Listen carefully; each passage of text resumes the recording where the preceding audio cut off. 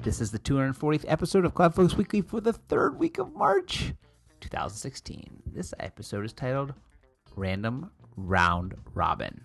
Ooh. CloudFocus. Ooh? Ooh. Well, you're right in the middle of my read. Ooh, sorry. There's no oohing in the middle of my read. Hey, ooh. All right, we'll start over. CloudFocus Weekly is brought to you by ComplianceLocker by Arkus. Capture all chatter, post, deletions, and files. Available for free on the App Exchange. Take it for a spin at compliance-locker.com. Ooh. I'm your host, Jason Now, and joining me, co-hosts, 240 times in a row, Justin Edelstein. That's how I'd be announced if I was a boxer. If you were a boxer, that's how you... Yeah, I think that's So a couple changes here in the studio. First of all, mood lighting. Yeah, I noticed that. I like it. I like it too. I think we need another one in the other corner. There is another one. We can put another one in this corner. Or that corner. So we have it. So with mood lighting and bigger table. Our computers aren't touching anymore. My computer is sad. Because it's not touching my It computer. likes touching your computer. Yeah, we need to talk to your computer about boundaries. My computer does not respect boundaries. And HR policy here. My computer at Arkus also does Incorporated. not respect any. It respects zero of those things. Should we send your computer to some management training courses, or what did I used to have to go to? I don't want to sensitivity training. Sensitivity training. I was going to say sexual harassment training, but they didn't train you how to sexually harass, which is what I thought I was going for. And they're like, "Oh no, you're not supposed to do it." Oh, why am I here? No, You just start over. Hey, let's Are start you over. embarrassed yet? No, I'm not embarrassed at all. Okay. I actually, and it still rings with me. I'm still the stuff I learned 12 years ago, 15, 16 years ago. Still, I know you're always talking to me about it. Yes, it's the You're stuff always that like, you "Hey, should have learned. stop it, dummy." Yes, that's right. I do say that. Speaking of things you should stop, so we have Speaking a of- weird. What I decided to do, because we didn't really have much of an agenda today. We did a lot of catch up in spring, a couple ago. Last week, I forgot what we even talked about. But I feel like we have a blog post, because we always have the blog post of the week. Which, by the way, at some point during this podcast life, it might be a double blog post. We might get to the point where we have 2 blog posts per week, so it'll give us even more to talk about. And I have a couple of ones that are hitting my calendar. The one I'm writing for that's coming up is going to be a fun one. Yeah, I think it will be too. Yes. But we'll talk about blog posts, and then because I'm calling this random thoughts, because of random things to talk about. So I just threw a couple things to talk about, and basically they were like Twitter thoughts.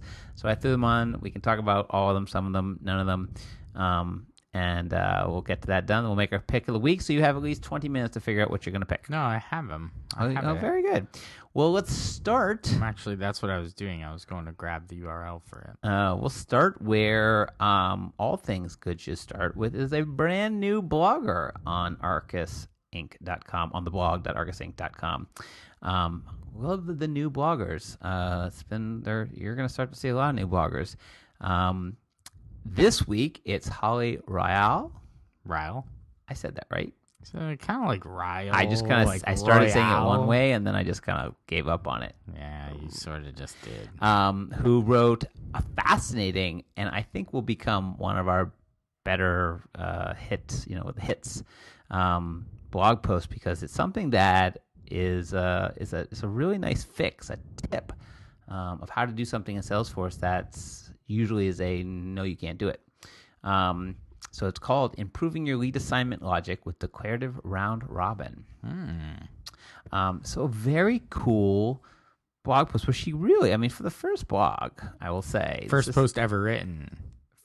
On Arkus. For Arkus. She could have blogged in her past life. Who knows? Possible. I thought she did a really good job. I thought this was really good. I thought so too. I feel like everybody does a good job. I don't want to there's the man there's the partner should never be named. Sometimes we don't get all giddy about his, but he does a great job. He does a fantastic job. Various different blog posts. So many different blog posts. But Holly here's done a good job. So why don't you give me the gist, since you're not talking at all and you're making me do all the work? You're doing all the work, and you're doing a fine job. Not a very good job? So she wrote what I think is a very extensive, I guess, review, you would say, of a tool called Lead Assigner by Arkus, not Arkus, ARXXUS Technology Partners, that talks about, a more sophisticated way of doing round robin lead assignments other than just like the declarative sort of hack around way. Why can do it. Why don't you first tell me what a round robin lead assignment is? Sure. So it's essentially when a new lead comes in, there let's just say there's a pool of 3 people that handle leads. Bob, Sally, and Frank. Sure. Or George, Sarah, and Bill, or whatever. Right. Doesn't matter. What you don't want is to just overload one person with all these leads and just have them keep going in. Or maybe you don't want them to just go into a queue. You actually want to just assign them as they come in and round robin them like one at a time. Like, all right, George, you get the first one. Sarah, you get the second one. Bill, you get the third one. When the fourth one rolls around, George, it's back to you. So that's like the quick and dirty round robin. But what this tool allows you to do is add a little bit more logic to it. So where people can give you maybe fill out some fields in a web to lead form where you ask about interests or specialties that, so maybe like bind a field to a specialty that a person has. So you could say like this person has a specialty in paper and a specialty in binding materials. I'm reading like right off her table. You really are. Well, they're her examples. The idea is, well, George has a specialty in paper and binding materials. Sarah has a specialty in paper. This person said that they were interested in binding materials. So if George is up first, he's going to get it and not Sarah. Right. And if the round robin, it would skip Sarah. It would potentially skip Sarah. So in other words, it's round robin with it would logic. potentially choose Sarah, even though Sarah doesn't have a specialty in binding materials. Right. So a nice tool. So something that's just not built into Salesforce. Yeah, it just isn't. And it's funny because I was talking to a client yesterday, I think, or Wednesday, and they were pointing out how a lot of the very specialized CRMs, like the ones that are built for certain industries, they have this stuff built in because, it's very special. And I always say, well, they're not platform plays. They're trying to build in all the features, and that's why they do this. But it is something that comes up now and again. So this is a great way of doing it. Again, you could talk through process and why things come in as leads and why you should be assigning, or should it be the Shark Tank where they all go into the... I like the Shark Tank. Yeah, but there's a reason for this. And I would say speed is one of the reasons that you want round robining, because Shark Tank makes everybody have to go do some work versus sending it. And one of the examples I got that actually this doesn't work with, but it's an interesting one, which is a round robin with time restriction. So it's George, Sarah, and Bill. Lead 1 comes into George. Lead 2 comes into Sarah. Lead 3 comes into Bill. If George doesn't touch his lead for 10 minutes, it comes up out of George and goes to Sarah. Yes. So that's like with time restriction. Now, get on your leads. Yeah. There's certain types of leads that if you don't call back within a certain period of time, they're going to move on. Yeah. Right. And an email response it has to be like a call you up, bug you on the phone. Yeah.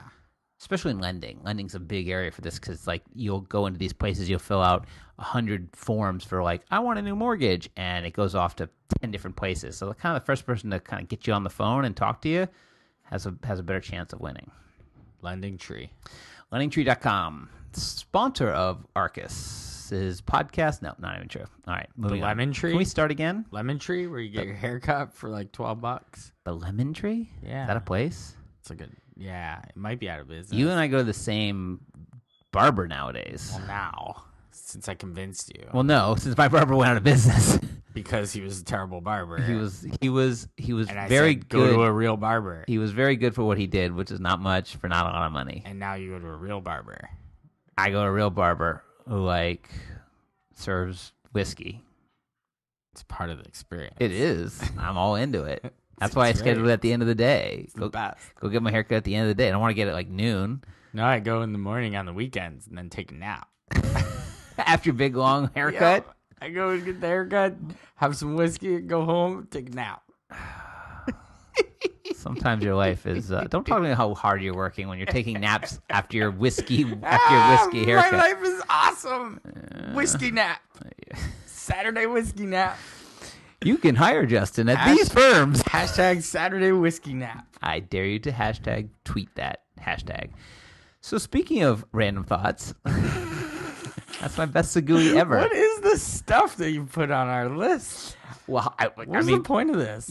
Somebody has to put together the list. So and it you're wasn't just you. like, what's on my mind grapes? Yes, this is mind grapes. This is the random thoughts.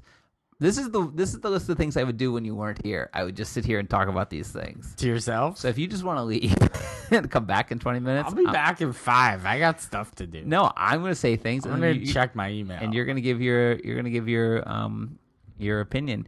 So all right, you give me the gist, and then I'll just give you a hot take. Yeah, right you back. hot take. All right. My first one is the new Chase ATMs. Okay. So Chase has been rolling out these big, bulky ATMs. Wait. Question. Yes. You talking ATMs, or you talking like teller replacement ATM? Yeah, the teller replacement ones. And so I'm all about you. So listen, let's talk me. I love technology. I love new things. I always think, what? yeah, and I'm all about the improvements and making it better. And I've used these things 5 or 6 times now. And I wandered up to one the other day, as I noticed that every other ATM, the regular old ATMs, were totally packed. I'm like, oh, let me go to one of these teller big machines, and because no one's in line for them.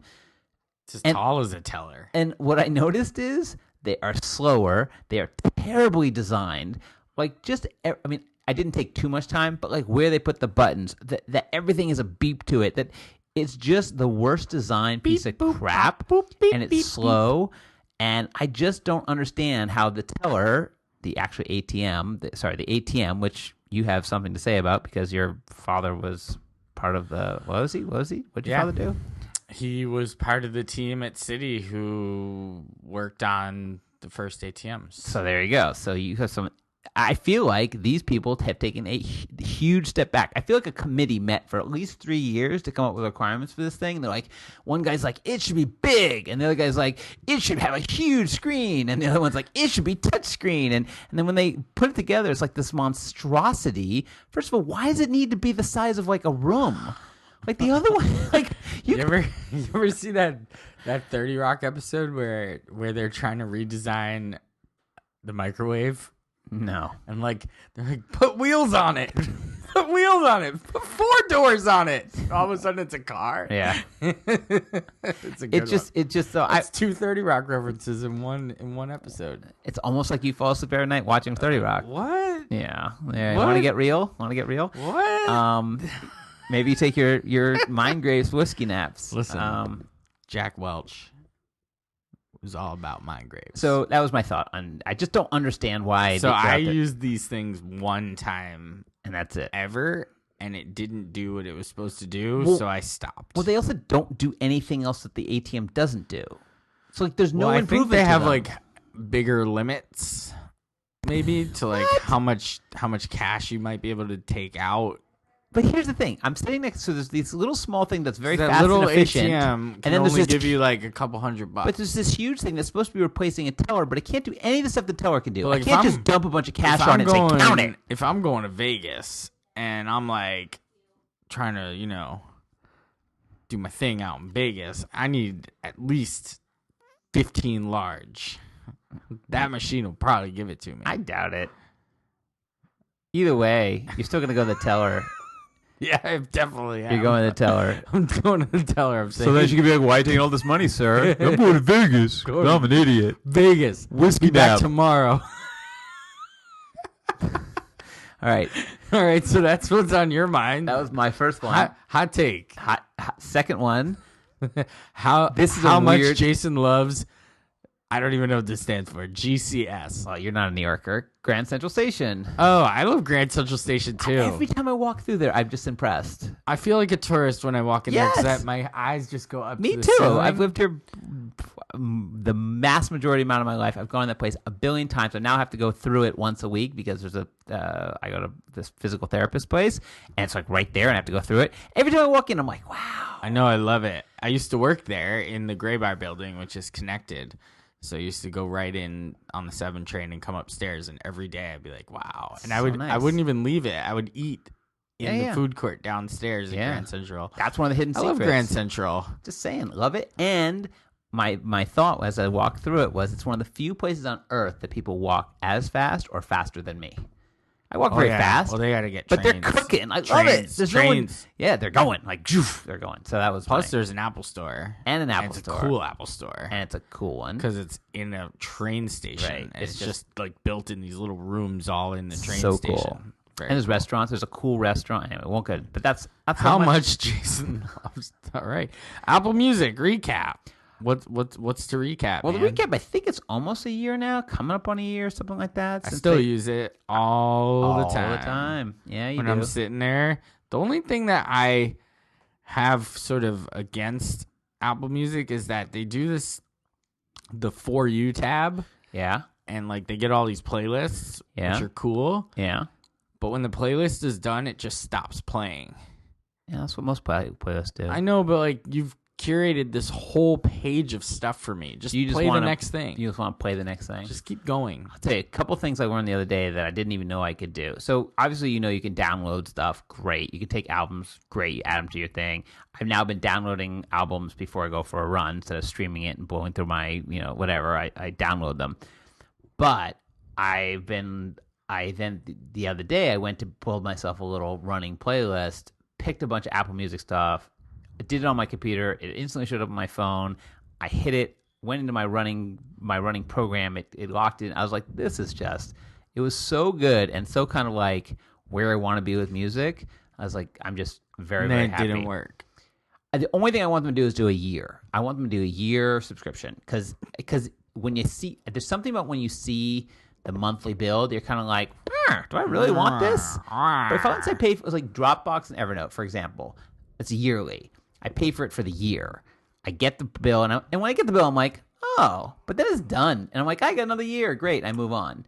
But like the monthly just makes me think, do I really need this? I found a little quirkiness with it when it comes to things I already owned prior to Apple Music. I never listened to anything I ever owned. I have millions of CDs and I never listened to anything. Because when you open up your iTunes, sometimes it's just like, I can't find that file. And I'm like, why do you have to find that file? It just wants to. It's still like a little bit like file based where it kind of needs to be more just like, yeah, I'm streaming this stuff. Because I don't care that I already own that album. And you shouldn't either. Like, it's in your library. I'm subscribing to your thing. Don't try and find the file because it's not on this machine. Right. It's somewhere else. It's on your Drobo. Yeah. So you're not going to find it. So play it. But then it won't play. Won't play. Can't find file. Won't do it. Can't. Won't. Can't.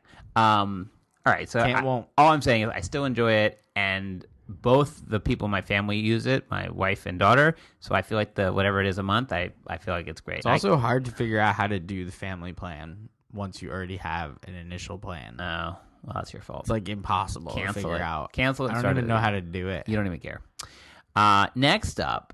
What's this thing you found? So this is interesting. Is that why we're talking about it? Because it's interesting? Well, we're talking about it because it's on my mind grapes. Oh, look. Did you actually get one of these things ever? I did. I have it. So what are you saying? This thing is not a thing anymore? No. So one of the things that's happened, so we've talked about Kickstarter and Indiegogo, and there's some others, are crowdfunding. Crowdfunding is becoming massive. I watched a crowdfund. There's a Shark Tank. Mm-hmm. Do you see the Shark Tank with the beer crowdsourcing? Yeah.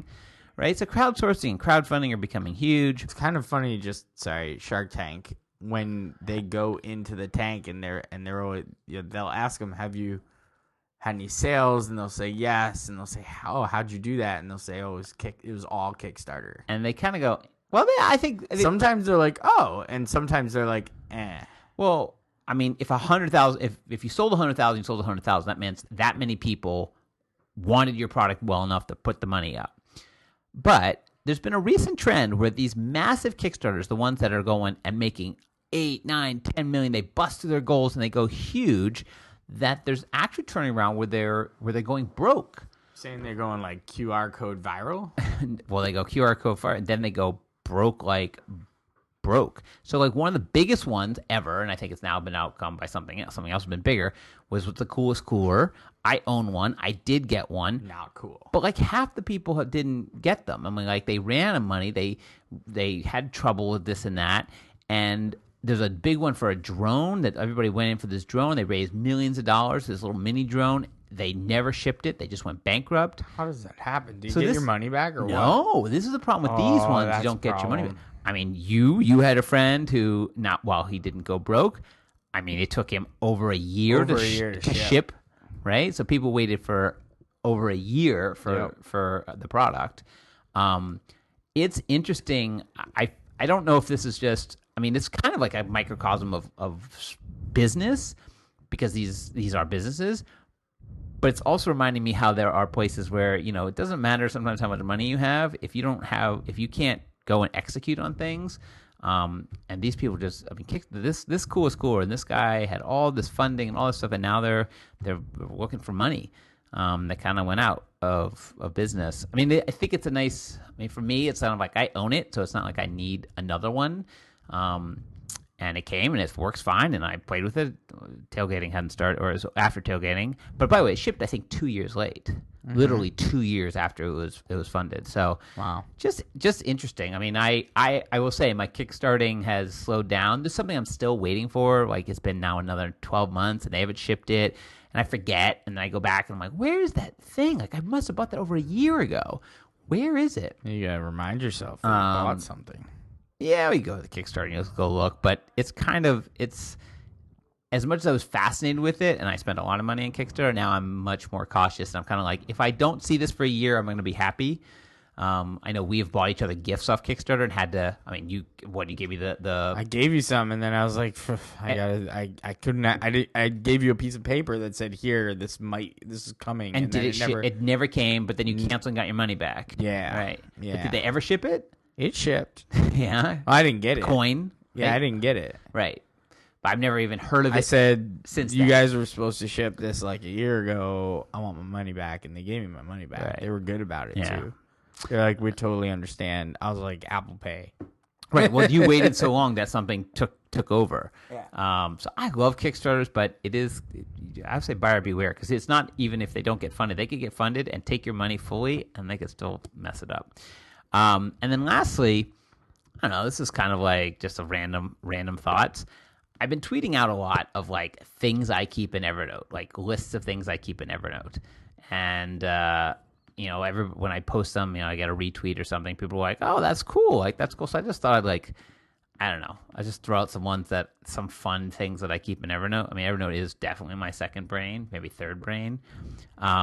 So, you make me get my phone out. Yeah, you have to get your phone out. I could look it out on my computer, but well, the one I've been using recently, which I don't know if you have one, but this maybe you'll be doing one, is a tax document. So come tax time, it's always like a struggle to go through all the things I need to get ready for my accountant, and we have the same accountant, so it's the same thing.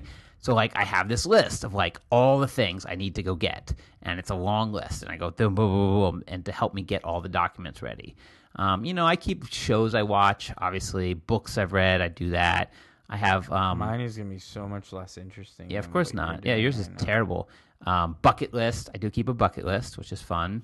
I do keep a list of all the places I've traveled to, just by year, just because if someone's like, "Oh, when is the last time we went to blah blah blah?" I can now just pull it up and be like, "Yeah, we went in this day," or I was, that's when I was in NOLA, which is kind of fun. Obviously all the normal stuff. I have my Dreamforce 14 agenda in here. That's good. Yeah. Oh, I keep a list of words I spell badly. Recipes. Lots of accounts and password stuff. Tons of that. I do the David Allen next time in. Right, so you keep a list of next time in. Like I have one right here called Next Time in Raleigh, North Carolina, and it has a barbecue places that everybody said I should go, but I never got to go. I got a tailgate list. That's a good one. Oh, this one I did the other day. Always go back to and say, here's the big list of stuff. Here's one I did the other day. Credit card cleanup. That's So, a good one. well, because you have credit cards, it's not what you think it is. No, I know exactly what it is. It's where all your credit cards are linked. That's what I knew. Okay. I So, like, knew, because that happened to me the other day with my Easy Pass Metro card, where I had my credit card that got replaced. They sent me a new one for fraud or whatever. Right. And all of a sudden, I got a letter in the mail from the MTA like, your card's gonna stop working. I was like, ooh. Okay. Celebrities I've met. I Am keep I that on list. Nope. You're under one called Doofuses I've met. That's stupid. I keep gift ideas, which I just erased all the ones for you. Oh my God, are you serious? Yes. What's my first ever note? My first ever note. Your first Evernote. Was from July 20th, 2008. Oh, and I did this one the other day. What's your first ever note? Oh my God. I don't know. I'd have to go back so far. Just go back, scroll back. But it's like whenever I imported it, like it's just at the bottom. Yeah. July 12th, 2008. That's what it's saying. But like all these things are from, I mean, some of these things are so old because I keep notes and I just kept them forever. Oh, I keep a list of, I did this with the wife this year. I don't know if I mentioned this on the podcast, where I kind of made a list of things we did in the past year. And then on like after the first of the year, we kind of went over it. And we sat around and we were traveling. And we just went over all the cool stuff we did last year, like the things we did accomplished. I got a good list. Remember our old boss at the company that we don't name? Which one? Not your boss, but your boss's boss. Yeah. Okay. Do you remember that guy? Not the young guy, but the older guy who took over for that guy. All right. He was kind of a clowny clown. Yeah. I have a list of all the stupid crap he used to say. Let's not put the cart before the mule here. Oh no, really? That's terrible. Did that. I guess I would sit because it'd be on the phone. So I guess I would sit there in the meeting and just like, that dumb idiot said something Give me stupid another one. again. Give me another one. Is that it? You had one? I called you out, right? I can't do it. You don't have another one. I can't do it. Oh, another one. Appliances. Because I always try to figure out, like, when your appliance breaks, like, you then have to go figure out, like, what model is. It's so much easier when you buy one, and you and I just bought appliances, just to go throw it into Evernote of, like, here's the appliances, the model number, if you're good, a serial number, just so, like, when you need help, you don't have to go rip the thing out of the wall or whatever to figure out, oh, that's the GE profile 0000, whatever, which you don't know years later, but you do know when you bought it. Like, when you buy it, you know exactly what model it is.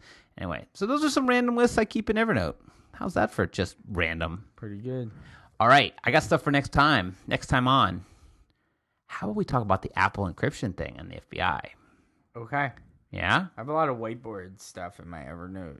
Whiteboard pictures. You keep a Back whiteboard? back in the day. Now I don't. We can also talk about Chicago World Tour. Sure, you're going. And then I was thinking about, since I'm heading on vacation, we can talk about vacationing tips and hints. Like how to have a fun vacation. Well, maybe how to get ready for vacation, what you do, like prepared, Like Evernote? No, to like get out of, well, like things you do in Evernote, or like how do you do it at work? How do you tell people? How do you communicate it? Like what's your policy when you're on vacation? Email, otherwise? I just go. Yeah, well, that's why you're so successful. I just don't even do any. You just go. You just have your. I just walk right on wherever I'm going and just say, "Take me wherever you're taking me." Whiskey nap. Yeah, whiskey naps. All right. Done. Saturday so whiskey naps. why don't you give me your my pick of the week? We're doing that still, huh? All right. Still. Let me guess. All right. Booster for Salesforce. Sounds awesome. Boostr.